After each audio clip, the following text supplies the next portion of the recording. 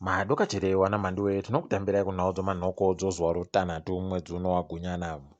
Nyasi munhoroondo gore rapfuura ndipo pagopfa waRobert Mugabe wakapfira kuSingapore.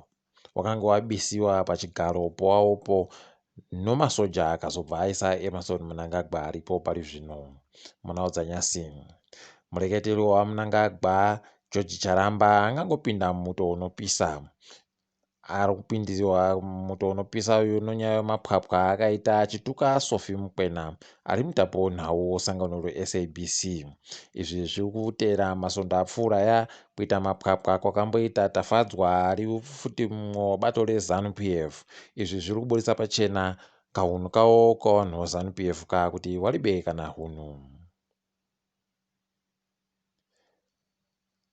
Hurumende iri kutopaumba kuti zvizvarwa zvomuZimbabwe zvisiri kugara munyika zvakaingidzira kutumira mari kunyika.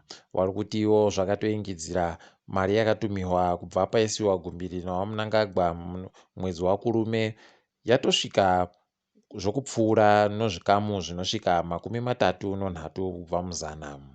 Izvi zviri kubuda pachena kuti kubva zvaisiwa mupfigwa wazhinji nowazhinji wari kutoingidzira kupinda munhapwa nounhamo. Dzihwa mupengo kwairagobata vanhu vanosvika zviuru 1,113 munyika kubva zvatanga kuoniwa dzihwa mupengo iri muna Kurume. Wagwarashiwa naro kwaiwasvika 207. Wanhu wagonzi wapfuura masoja anozuro, umwe musoja akapfa, umwe akaenda muchipatara ari kutohwira upenyu hwache paiwapfuriwa nyasi. Wari kunzi kwaiwatehwa wakapfuriwa kunzvimbo yeChivuyo. Heno kuti zvii zviri kunyatsoitika ipopo. Nyika yeRussia yagoti zvifukauso, zvishambamanja pabodzi zvimwe zvokuseenzesa kudzivirira njodzi yodzihwa mupengo zvinosvika matani 700. Izvi wati zviri kubatsirawo hurumende mubasa rairi kuita.